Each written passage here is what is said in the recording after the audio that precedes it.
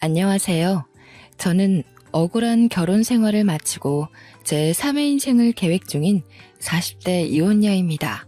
제 3의 인생이라니 조금 의아한 분들도 계시겠지요. 말 그대로 처녀의 삶을 거쳐 한 남자의 아내의 삶을 지나 풋풋한 새 만남을 이어가고 있다고 설명해 드리고 싶네요. 결혼을 하는 건 더 행복하기 위해서 그간의 삶을 청산하고 새의 삶을 꾸미는 일이지 않습니까? 그런데 제 삶의 삶이 왔다는 건 당연히 제 2의 인생을 못 살았기 때문에 그 다음의 미래를 계획했다고 볼 수 있겠죠. 맞습니다. 저는 결혼을 해서 실패했고 그 흔한 이혼 가정 이야기를 들려드리고 싶어 사연을 찾게 되었습니다. 그런데요. 제가 이혼을 하게 된 이유마저 과연 흔한 일이었는지 한번 들어봐 주시겠어요? 저는 제가 생각해도 정말 말도 안 되고 바보 같은 일로 이혼을 하게 되었는데요. 남편과 대학 때 실수로 혼전 임신하여 이른 나이에 결혼을 할 수밖에 없었고, 그때는 아이를 낳는 것보다 그 반대를 선택하는 게 더 무서웠던지라 남편과 영원의 약속을 해버린 겁니다. 저희 부부는 시댁과 친정에게 나란히 버림받았어요. 억지로 만들어진 상견례 자리에 경찰까지 출동할 정도로 대판 싸움이 일어나기도 했어요. 이런 사고는 누가 봐도 남자 쪽 과실이 아닌가요? 대체 이 어린애를 무슨 말로 꼬드겼으면 이런 사고를 친단 말이에요. 우리 딸은 착하게만 자라서 이런 실수 같은 거 할 엄두도 못 내는 애란 말입니다.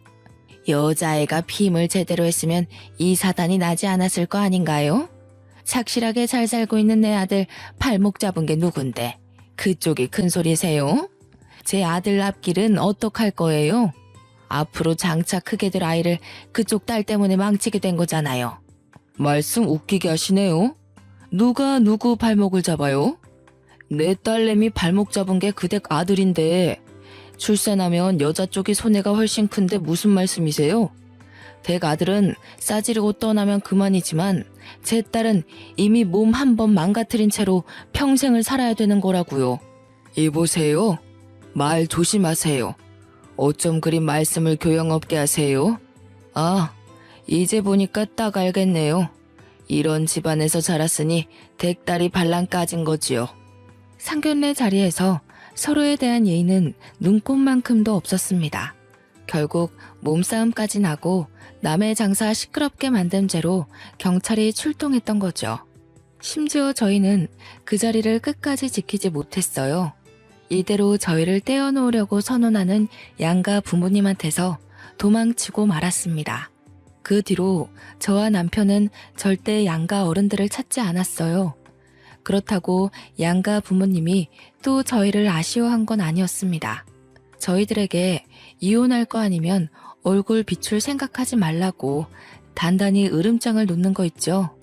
어른들은 정말 너무하다 싶을 정도로 저희 둘을 모른 채 했고 죽었는지 살았는지 내다보지도 않을 만큼 내버려 두었어요. 시댁도 친정도 저희의 미래를 반기지 않는지라 결혼식은 당연히 하지 못했습니다. 혼인신고만 하고 살았죠. 또 어른들에게 도움받는 것이 일절 없었기 때문에 신혼집도 어렵게 시작을 할 수밖에 없었어요. 대학가 주변에 원룸을 구해서 결혼 같지도 않은 살림을 하며 지내게 되었답니다. 그럼에도 저희 부부는 굴하지 않고 서로만을 위하며 살았어요. 사랑하는 마음이 서로에게 큰 힘을 줄 수 있다는 걸 느꼈고 그 힘은 어려운 처지에 굴하지 않도록 위대한 에너지를 주었죠. 남편은 아이를 위해서 졸업하자마자 전공 분야를 포기하고 노동일을 선택했습니다. 제가 임산부의 몸으로 뭘 할 수가 없어서 남편 혼자 일하는데 내조조차 제대로 해주지 못했어요. 그래도 남편은 1년 내내 우리 아기가 태어날 때까지 굳은 일 마다하며 열심히 살림 미천을 모았습니다. 퇴근하고 와서 바로 잠들지 않고 번듯한 직장을 갖기 위해 늦게까지 공부하다가 잠들곤 했어요. 오늘 하루는 공부 쉬지 그래. 그렇게 몸 혹사시키다가 큰일 날까봐 무서워. 자기 없으면 내가 이 몸으로 어떻게 혼자 지내겠어. 걱정도 많다. 내가 다른 건 몰라도 체력 하나는 1등이잖아. 그리고 한 살이라도 어릴 때 시작해야 취업에 유리하단 말이야. 내 몸 내가 잘 챙길 테니까 당신은 아이 걱정만 해. 참, 이번에 산부인과 방문해야 되지? 내가 이번 주에 시간 한번 낼 테니까 같이 가자. 그런 곳은 혼자 가는 거 아니야. 제가 봐도 남편은 저와 우리 아이의 미래를 위해 정말 열심히 노력해 주었습니다. 그렇게 남편의 극진한 보필 아래서 저는 무사히 출산을 할 수 있었고, 남편의 제안으로 산후조리원에서 몸조리까지 하고 집으로 귀가했답니다. 산후조리원에서 집으로 귀가할 때도 남편이 저를 데리러 오고 싶어 했으나 면접 보러 가야 돼서 저 혼자 택시를 타고 갔는데요. 귀가하는 길이 혼자가 아니라서 쓸쓸하지 않았어요. 오히려 설레더라고요. 제 품 안에 새근새근 잠자는 아기가 있다는 게 믿기지가 않는 거 있죠? 한 번도 겪지 못한 두근거림을 느꼈던 기억이 아직도 여전합니다. 집에 돌아가서도 얼른 아이를 남편 품에 안겨주기 위해서 들뜬 마음으로 남편을 기다렸어요. 남편이 퇴근하고서 집에 헐레벌떡 뛰어들어왔는데요. 그러면서 하는 말이 저희 부부를 2배로 기쁘게 만들었습니다. 저기요, 나 합격했어. 신입 중에선 내가 제일 나이가 많아서 당연히 떨어질 거라고 생각했거든. 근데 나 그 자리에서 바로 합격고지 받았어. 나더러 다음 주부터 바로 출근해달래. 우리 이제 먹고 살 걱정은 끝났어. 이대로 승진만 하면 가난 벗어나는 건 한순간이야. 그렇게 노력하더니 남편이 원하는 회사에 덜컥 합격을 해버렸다고 하는 거 있죠. 아이와 함께 집에 돌아온 것도 기쁜데 남편까지 취업 성공이라니. 경사가 더해져서 저와 남편 그리고 아기까지 다 함께 방 한가운데서 부둥켜 안고 방방 뛰었습니다. 그러다 남편이 저보고 아기 조심하라고 시겁하는 바람에 엄청 까르르 웃어댔죠. 비록 양가 부모님께 매정한 대우를 받으며 버려졌지만 저희는 나름대로 순탄한 살림을 꾸려가고 있었습니다. 아이는 하루하루 나날이 자랐는데요. 어쩜 그렇게 쑥쑥 커가는지 생명이라는 게 참 신기하더라고요. 남편도 그런 아이를 보면서 더 힘내서 회사를 다녔습니다. 그런데 어느 순간부터 남편 표정이 어두워지더라고요. 어깨는 갈수록 축 늘어져 갔고 집에 오면 대화하는 시간도 없이 바로 침대에 쓰러졌어요. 노동과 공부를 병행할 때만 해도 이 정도로 힘들어하진 않았는데 역시 직장 일이 많이 힘들구나 싶어 걱정되더군요. 그래서 저는 최선을 다해 제가 할 수 있는 내조를 하고자 노력했습니다. 자기야, 양말은 벗고 자야지. 안 씻을 거야? 피곤하면 발만이라도 씻고 자.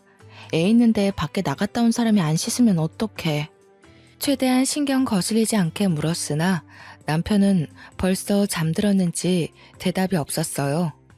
고름거리는 숨소리가 난 후에야 남편이 깊은 잠에 들었다는 걸 눈치챘죠. 결국 저는 남편 옷을 편하게 벗겨주고 양말도 벗긴 뒤 물수건을 만들어와 남편 발을 닦아주었습니다. 저도 아이만 조금 더 컸다면 같이 일을 해서 살림의 보탬이 될 수 있을 텐데 아이가 남달리 쑥쑥 크고 있다지만 아직까지는 너무 어리기 때문에 어쩔 수 없이 남편만 고생해야 되는 게 늘 미안했어요. 저렇게 힘들어하는데 지금 하는 일을 길게 이어할 수 있으려나. 중간에 그만두고 이직하겠다고 하면 어쩌지? 염려되기도 했는데요. 아이까지 있는 마당에 이직은 조심하는 게 좋잖아요. 그래서 제가 할 수 있었던 건 더더욱 남편 심기 건드리지 않고 조용히 사는 거였어요. 그런데 말입니다.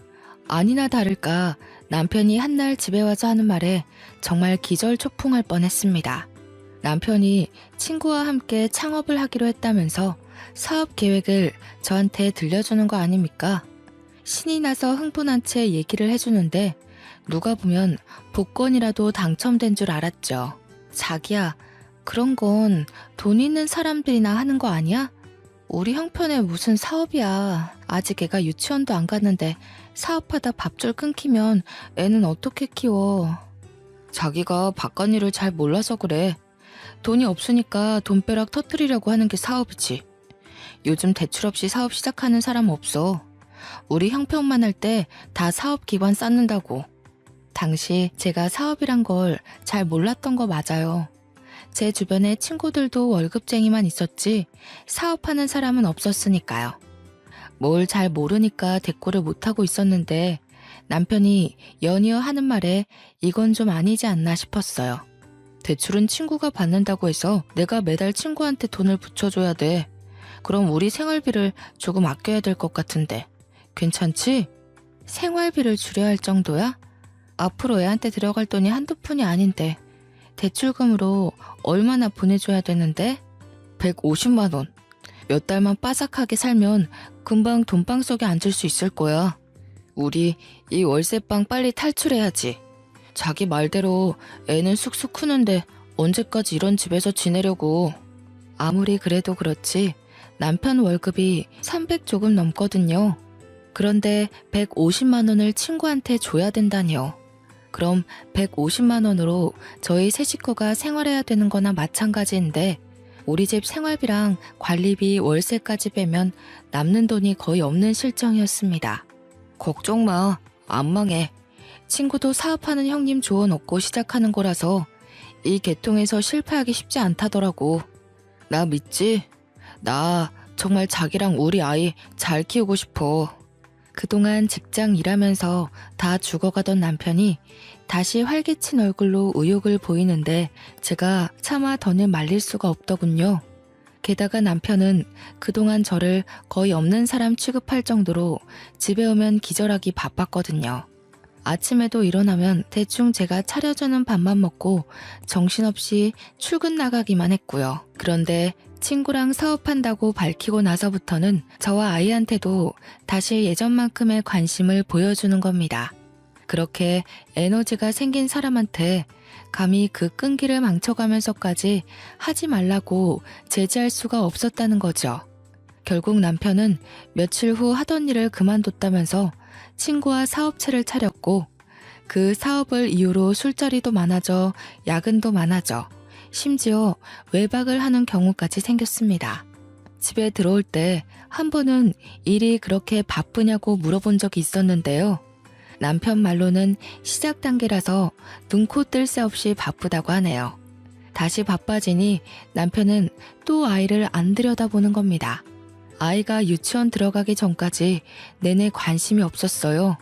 제가 아이한테 들어가는 돈 때문에 언급을 하면 그때서야 아이가 그만큼 컸다는 걸 알 정도였습니다. 남편이 사업을 시작한다고 한 때가 아이가 기어다닐 때였는데 그런 아이가 유치원 입학을 앞둘 때까지도 남편은 사업에 성공하지 못했고 저희 식구는 계속 150만 원의 돈으로 생계를 꾸렸어요. 그렇다 보니 남편은 여전히 바빴고요. 안 들어오는 날만 갈수록 많아졌죠. 한 번은 남편이 야근으로 늦는다는 말을 했을 때 아이가 경기를 일으켜서 급히 병원을 찾았는데요. 아이가 잘못될까봐 너무 무서워서 떨리는 마음으로 남편한테 전화를 했는데 몇 번을 해도 안 받는 겁니다. 결국 그 무서운 순간을 저 혼자 다 해결하고 나서야 남편한테 전화가 오더라고요. 저는 너무 놀라고 겁났던 순간을 회상하면서 남편한테 원망 섞인 화를 표출했어요. 도대체 왜 이렇게 전화를 안 받아? 내가 얼마나 무서웠는지 알아? 지금 지웅이 병원에 있다고. 뭐가 얼마나 바쁘길래 내 전화를 안 받을 수가 있어? 지웅이한테 무슨 일 생긴 거야? 병원이라니 애가 어디가 안 좋길래. 아니다. 내가 지금 그리 갈 테니까 병원 주소 불러봐.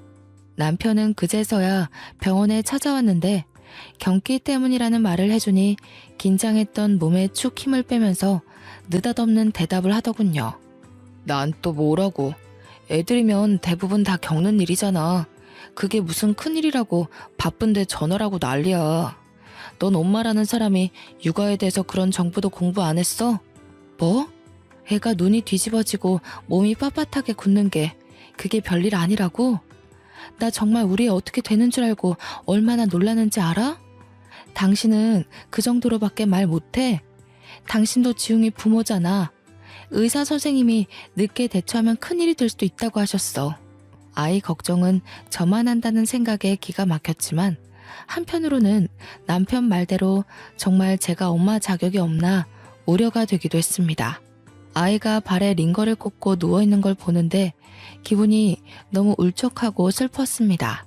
남편 말대로 제 탓이 맞는 것도 같았습니다.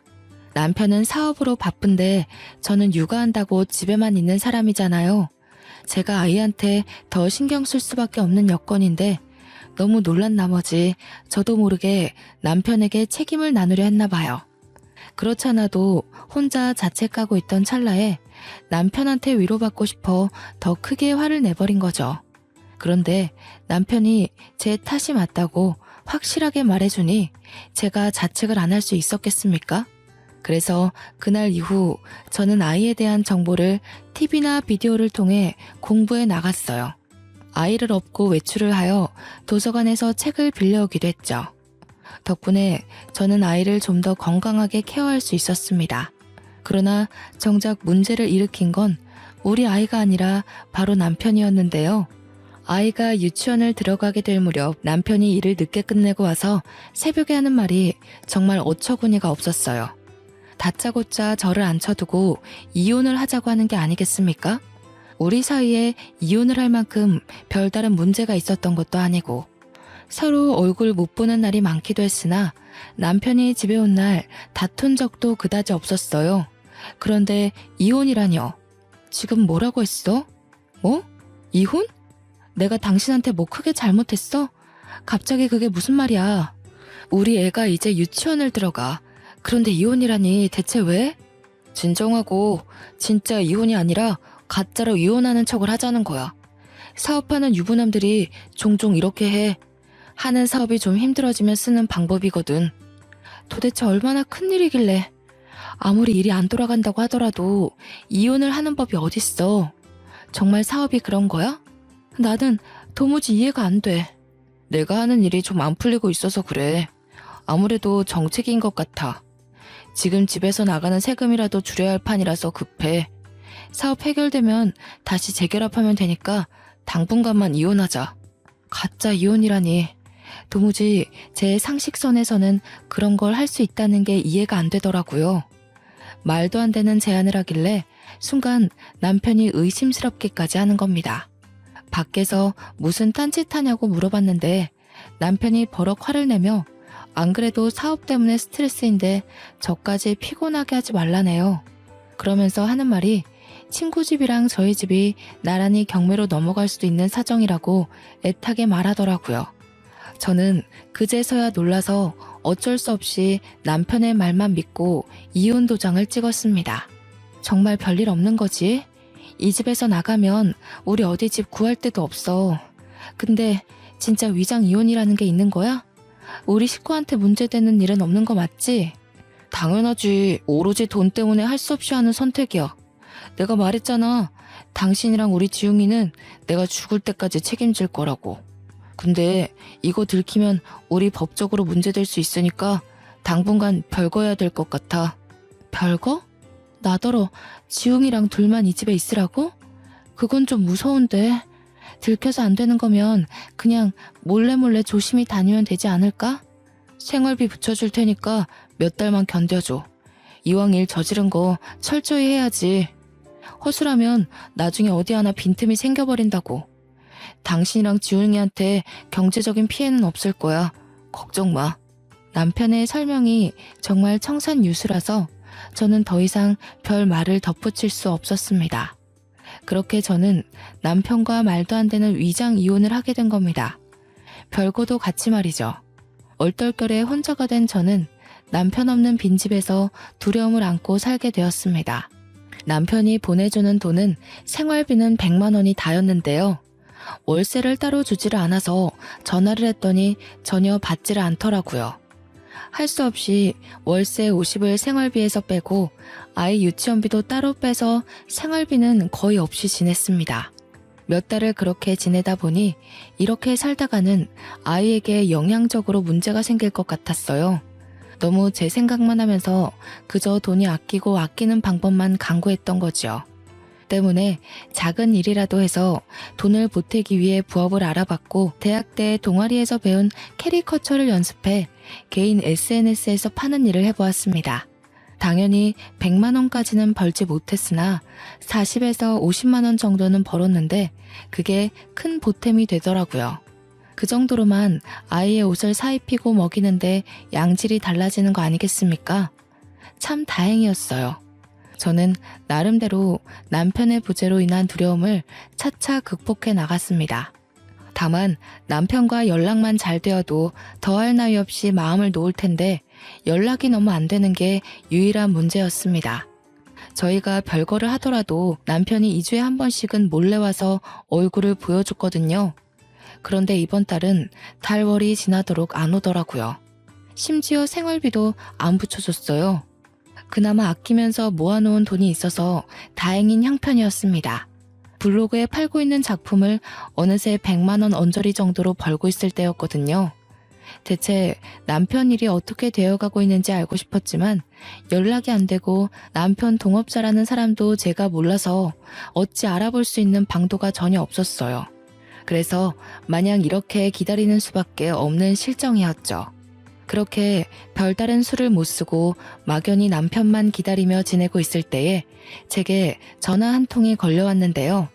다름 아닌 남편이 함께 동업을 한다던 동네 형님이었습니다. 제가 더 이상 입 다물고 있으면 재수 씨한테 죄지는 기분이 들어서요. 사실은 저랑 태수 사업한 적 없다는 거 알려드리려고 연락했습니다. 제가 태수 있는 주소를 드릴 테니 한번 찾아가 보세요.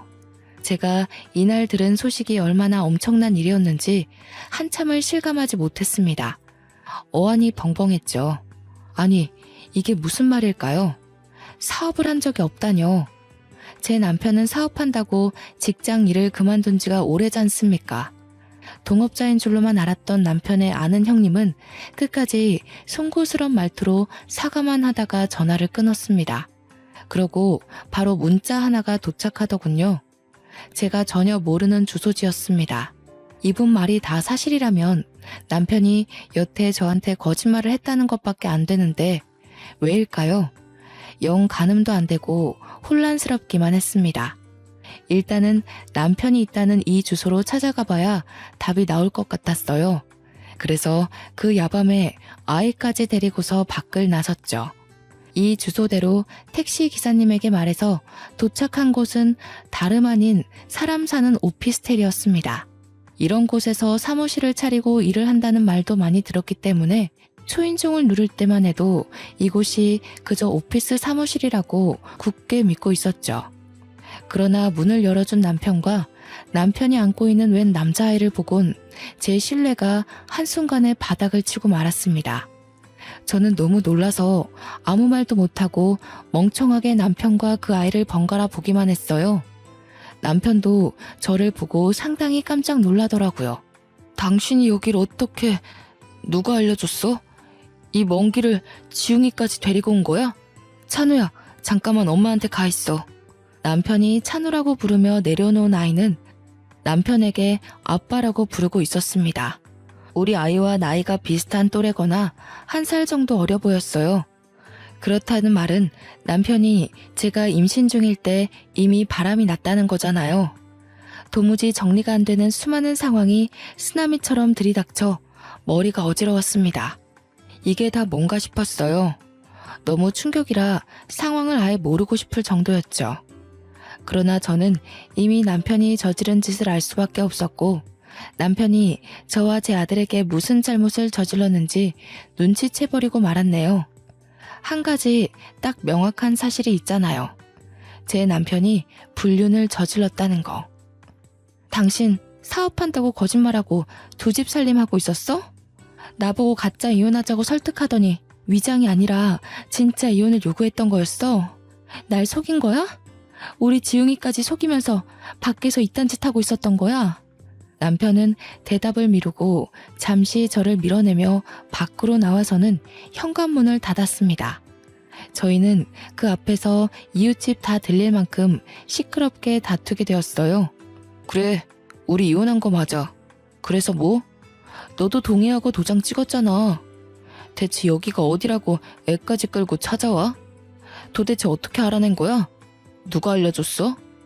당신이 나 어르고 달래서 위장 이혼으로 유도한 게 합의 이혼이라고?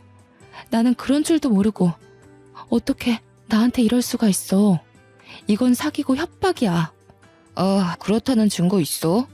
우리 이혼 과정에 사기가 있었다는 증거가 있냐고. 이쯤 되면 알아서 눈치채야 되는 거 아니냐? 미련하게 몇 년 동안 생활비 받아가면서 나를 기다린 네가 바보인 거야. 너도 네 아들도 그냥 버림받은 거라고. 설마 사실은 알고 있었으면서 일부러 생활비 받으려고 모른 척했던 건 아니지? 소름 끼치는 남편의 이면에 저는 결국 참지 못하고 남편의 귀싸대기를 날렸습니다. 실내에서 마찰 소리가 강하게 울렸는데요. 소음을 신경 쓸 새도 없었고 아이가 보고 있다는 생각도 못했어요. 한 대로 모자라 한 대 더 때리고 또 때렸더니 남편이 제게 욕을 하면서 강하게 밀쳐버리더라고요. 건장한 남자가 미는 힘에 사정없이 바닥으로 벌러덩 넘어진 저를 제 아들이 다가와 안기면서 울기 시작했습니다. 이혼인 줄 알았으면 다시는 찾아오지 마. 나 이제 구질구질하게 살고 싶지 않아. 네가 시댁에서 왜 버림받았는 줄 알아? 없는 집 자식이라 그런 거야. 지금 내 와이프는 나랑 같은 회사의 팀장이거든. 우리 엄마 아빠가 아주 오화동동 하더라고. 너와는 차원이 다른 여자야. 들어보니 남편은 일을 그만둔 것도 아니었어요. 다 상간녀의 입김이었죠. 제게 들어가는 생활비가 아까워서 그마저도 끊게 만든 거더군요. 상간녀는 이미 제 남편에게 아내와 자식이 있는 걸 알면서도 이 같은 짓에 동참을 했다는 거예요. 배신감에 또 배신감이 차올랐지만 당장 제가 남편에게 손찌검하는 것 말고는 할 수 있는 게 없었습니다. 망연자실한 마음으로 저는 아들을 안고서 그 자리에서 한참을 울었어요. 남편은 매정하게 집으로 들어가서는 다신 나오지 않았고요. 남편이 안으로 들어가 버리니까 제 울음소리를 듣고 주변에 마음 좋은 이웃분들이 슬쩍 나와 보시더라고요. 제가 아이를 부둥켜 안고 있으니 걱정해주면서 경찰을 불러줄까 하고 물어보기도 하셨어요. 그 고마운 손길들을 사양하고 저는 마음을 추슬러 아이와 함께 집으로 돌아왔죠. 앞으로 어떻게 해야 할지 멍하기만 하더군요. 그때 처음으로 세상이 무너진다는 게 어떤 기분일지 조금은 공감이 되었습니다. 막막했어요. 당연히 남편과 함께하는 미래만 그려왔고 제 인생 계획에서 남편이 없었던 적은 없었으니까요. 이 큰일을 어떻게 해결해야 할까? 해결은 될까? 나 혼자서 할 수 있을까? 한참 생각으로 멍해 있던 차에 제 기운을 차리게 해준 건 다름 아닌 제 아들이었습니다. 지용이가 엄마 하면서 품에 잡고 파고들어 나름 정신을 차린 거였죠. 제 삶은 대부분 지용이를 위한 삶이었는데 비록 남편이 없다지만 지용이를 생각해서라도 마냥 슬퍼하고만 있을 순 없겠더라고요. 저 혼자였다면 아마 이렇게 금방 마음을 다잡을 수는 없었을 겁니다. 일이 이렇게 돼버린 거 남편이 다시 돌아오지 않는다는 걸 빨리 받아들이고 나니 저는 어떻게든 남편의 불륜 가정을 뒤집어버리고 싶은 도끼가 생기더군요. 우선은 남편과의 지난 날을 자꾸만 상기시켜주는 이 집에 있는 게 싫었습니다. 짐을 챙기고 집을 나오면서 많은 생각을 했어요. 아무래도 아들이 입는 입장이라 여자인 제가 혼자서 어줍지 않은 복수를 하는 건 저한테 불리하기만 할 것 같았는데요. 그러다 보니 문득 떠오른 사실이 하나 있더군요. 친정 쪽에 외삼촌 딸이 어린 나이에 사법고시 패스한 법조인이라는 것 말이죠. 제가 결혼하기 전에 집안에서 한바탕 축제를 한 적이 있었어요. 제가 남편과 결혼하고 살면서 친정의 버림을 받았었기 때문에 연락 한 통 해본 적 없었거든요. 오로지 아들 하나만 위하고자 생각하며 이번 일로 욕먹을 각오를 하고 전화를 걸었습니다. 고 잘 됐다. 그렇지 않아도 그놈 어떻게 떼어내야 되나 내내 그 생각만 하면서 살았는데 너는 보는 눈이 없어도 너무 없었어. 그놈 딱 봐도 관상이 바람필 상이더라. 그 벌레 같은 놈 잘 떼었다. 아이고 속 시원해라. 바로 고소해버리면 돼 딸. 다른 건 걱정하지 마. 엄마, 미안해. 이렇게 사는 걸 보여주려고 그동안 연락 안 했던 건 아니었는데 내가 잘못 판단했어. 엄마 아빠 말이 맞았어. 그리고 나한테 5살 아들이 하나 있거든. 아들은 아직 아빠한테 무슨 일이 일어났는지 몰라. 다 내 탓이지 뭐. 네가 미안할 게 뭐가 있어? 다 그 막대 먹은 집안의 아들놈 때문이지. 아이고, 나한테 손주가 있었구나. 애 얼른 데리고 와라. 그쪽 집안에 내 새끼 내줄 생각 추호도 없으니까. 당연히 화낼 줄 알았던 친정 부모는 저의 이혼을 기다렸던 사람처럼 가슴을 쓸어내리셨어요. 제가 이미 결혼을 해버린 건 어쩔 수 없다고 생각하셨고 이혼녀 꼬리표를 달게 되더라도 이혼을 바라셨던 거죠. 이래서 어른이 하는 말 들으면 자다가도 떡이 생긴다는데 그냥 전해지는 속담이 아니었네요. 남편이 그렇게 떵떵거리면서 시댁이 저를 뭣도 없는 거지로 본다고 했던 것처럼 저희 친정도 사위를 능력 없는 빈털터리에 카사노바로 봤던 것입니다. 이런 사실도 모르고 남편이 의기양양했다고 생각하니 우습더군요. 보나마나 남편과 상간녀 또한 제 꼴이 날 거라고 확신합니다. 한 번 바람핀 놈은 2번, 3번 같은 일로 같은 결과를 낳을 테니까요. 친정 부모님의 부름에 저는 마음 놓고 아들과 함께 친정에 찾아갔습니다. 친정 부모님은 그날 제 아들을 처음 만났는데요. 엄마랑 아빠가 손주를 이렇게 좋아하는지 몰랐어요. 지용이를 얼마나 예뻐하던지 남편은 하나도 안 닮고 저를 쏙 빼닮았다며 더 좋아했죠. 그리고 다음날 바로 친정 부모님이 외삼촌 딸을 만날 수 있도록 자리를 마련해 주었습니다. 저는 시간 내어 외삼촌 집을 찾아갔고 저녁 한 끼를 같이 먹으며 제 사정을 모두 설명했죠. 아무리 식구라고 하더라도 제 개인적인 일이라서 당연히 변호사 선임 비용을 마련해 놨는데요. 그런데 이게 웬일입니까? 놀랍게도 외삼촌 딸이 상대 로펌 기업의 부서 팀장으로 있는 사람과 결혼한 사이라고 하네요.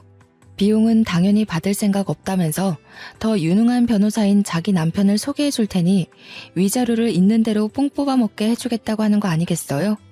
전문가 말씀이라서 그런지 굉장히 믿음직스럽고 힘이 되더라고요.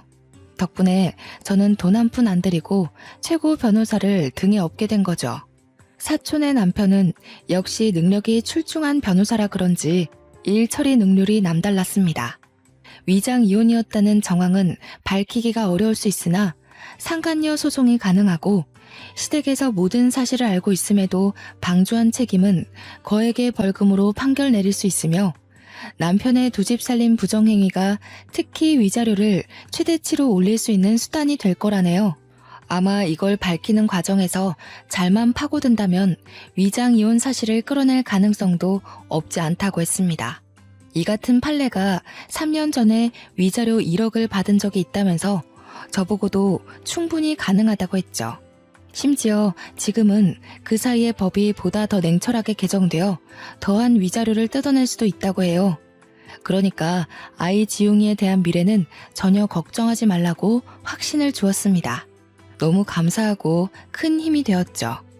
덕분에 저는 1억에 가까운 위자료를 받고 소송을 마무리했습니다. 남편이 전화가 와서 욕을 많이 했어요. 제가 차곡차곡 준비를 해서 소송을 한 거라 빈틈이 없었기에 급하게 변호사를 선임했던 남편에겐 당연히 갑작스런 상황이었을 수 있겠죠. 그 일로 상간녀와도 크게 다투었다고 들었습니다. 남편과 통화를 하던 도중 옆에 상간녀가 함께 있었는지 저를 내버려 두고 둘이서 다투는 소리를 들은 적이 있는데요. 네가 생활비 끊으라는 말만 안 했어도 얘가 소송하는 일은 없었어. 그러게 내가 돈 부분은 시간 두고 차차 해결하자고 했지. 네가 서두르는 바람에 이 모양이 된 거 아니야. 뭐라고? 당신 지금 내 탓하는 거야?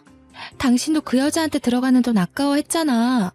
이제 와서 소송당하니까 왜 딴 말해? 지금 그게 아들 듣는 앞에서 할 소리야? 그래서 나랑 살림 차린 거 후회하는 거냐고. 네가 행동 거지를 똑바로 했으면 내가 이러겠냐고. 너 때문에 우리 집이 망한 거나 다름없어. 당장 처가 식구들한테 돈 달라 그래.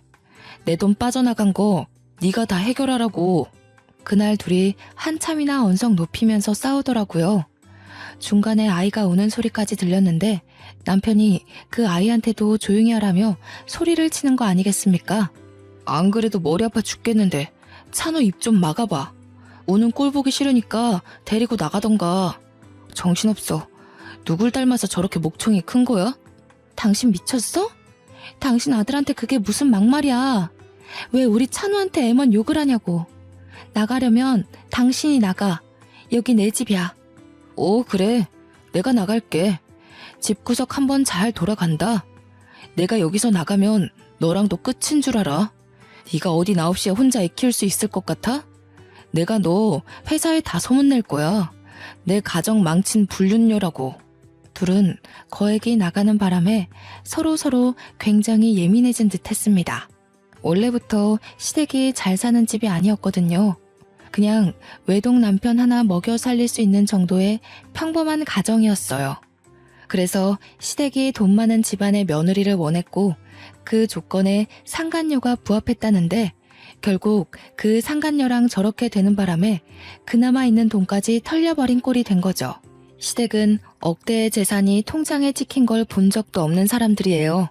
그런 사정에서 제게 큰 위자료를 주는 바람에 빚까지 지게 된 겁니다.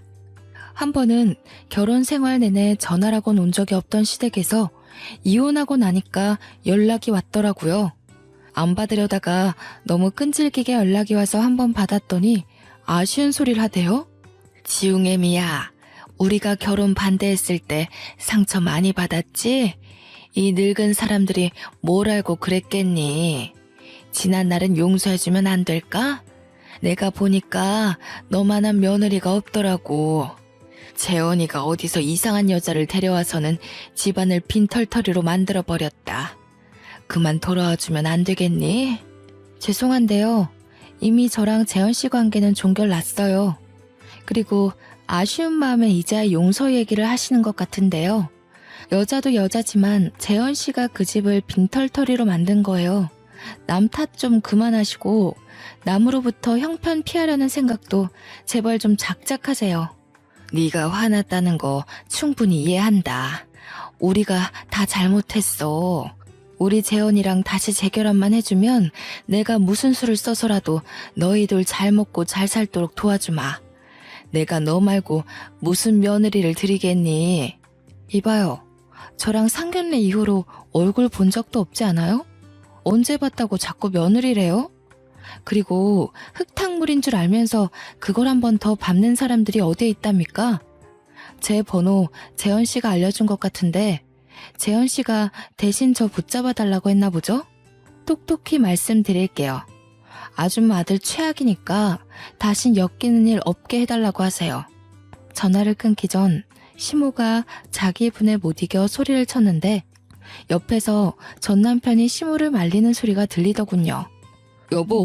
여보, 우리 엄마 말고 나랑 얘기 좀 해. 한 번만 만나주라. 아니, 나한테 한 번만 기회를 줘. 내가 잘할게. 당신만 돌아와준다고 약속하면 그 여자 내가 당장 처리할 수 있어. 예전에는 남편이 이렇게 절절매는 마음으로 부탁한 것들이 정말 진심으로 와닿았는데 역시 사람은 아는 것만큼 보인다고 이젠 그저 가식으로만 보이더라고요. 시댁에서 어떻게든 저를 꼬드겨서 그 빚을 청산해보려고 하는 것 같은데 제가 한 번 당하지 두 번 당하겠습니까? 철저히 무시해 주었네요. 그리고는 한동안 그쪽에서 연락이 없더라고요. 좀 잠잠해진 기회를 빌어 제게 최고 은인이자 식구인 로펌 팀장님께 그러니까 제 외사촌과 외사촌 남편분께 감사 인사를 전하러 찾아간 적이 있었는데요. 그 자리에서 오히려 제게 같은 팀장 직급의 지인 변호사 한 분을 소개해 주더라고요. 그분도 돌싱인데 아이가 없는 착실한 남자라고 합니다. 부인이 바람나서 이혼했다고 했어요. 당장 남자를 만날 생각은 없지만 저를 도와준 두 분께 감사하여 우선 만남의 자리에 응답을 했는데요. 남자분이 생각보다 괜찮았고 특히 우리 지웅이를 너무 좋아해 주더라고요. 아이를 되게 잘 돌보시네요. 아이 기른 적이 없다고 들었는데 능숙하신 것 같아요. 저희 지웅이가 낯을 많이 가리는데 이렇게 초면에 남의 무릎에 앉아있는 건 처음 봐요. 그런가요? 제가 아이를 참 좋아하거든요. 어쩜 이렇게 예쁜 아이들이 있을 수 있는지. 미순 씨랑 정말 똑 닮았어요. 아이랑 언제 한번 놀이공간에 놀러 가고 싶은데 될까요? 당연히 미순 씨랑 같지요. 이성 간의 만남에 전혀 기대가 없었던 저는 남성분의 따뜻한 배려와 씀씀이를 보고 일단은 이런 가벼운 관계로 더 만나볼 예정이었어요. 참, 제가 온라인에다가 작품을 만들어서 팔고 있다고 했잖아요. 원래 100만 원 내외로만 수익이 났었는데 꾸준히 하다 보니까 요즘 입소문을 타서 제법 돈이 되는 거 있죠? 그 돈은 오로지 자유적금으로 모으고 있어요. 워낙 위자료가 많아서 삶은 이미 풍족했거든요. 이렇게 모은 적금은 나중에 지웅이 장가갈 때 줘야겠다고 생각하며 여유롭게 저축하는 중입니다. 한참 어렵게 생활하던 때가 생생히 기억나는데 어느새 적금만 1,000만 원 넘게 하고 있을 정도로 여유로운 삶을 누리게 되었네요. 역시 사람 앞날은 가늠할 수 없나 봅니다. 그간 겪은 정신없는 세월이 벌써 2년째 지나고 있어요. 지웅이도 이제 초등학교 입학을 앞두고 있고요. 당연히 소개받은 변호사분도 만남을 계속 유지 중입니다. 인생이 잘 풀리니 세상이 이렇게나 아름다운 거였더라고요. 어쩌나 하루하루 살아가는 게 재밌는지 몰라요. 짧은 인생에서 단번에 성공하는 결혼 생활을 하지 못한 게 후회되었으나 그 가슴 아픈 미천 덕분에 제가 이만큼의 윤택한 삶을 누리게 된 거 아닌가 하는 생각이 들어서 더 이상 미련두지 않기로 했습니다. 저는 제가 인생을 몇 회차 번복하더라도 행복한 결말로 마무리가 될 수 있다면 실패한 인생이라 생각지 않아요. 다들 무너졌다고 앞날이 끝난 것처럼 절망하지 않으셨으면 좋겠어요. 나만 다시 일어설 수 있다면 얼마든지 행복할 수 있는 기회는 열려 있답니다. 여러분을 기다리고 있는 그 행복의 길을 포기하지 않으셨으면 좋겠네요. 제 사연 어떠셨나요? 저는 이 글을 쓰면서 너무도 후련했고 어지럽던 잔여물도 다 정리가 된 기분이에요. 들어주시는 분들이 계셔서 더 속 시원하게 내려놓고 가요. 다들 짧은 인생을 고통의 시간으로만 보내질 않길 바랍니다. 모두들 행복하세요. 읽어주셔서 감사합니다.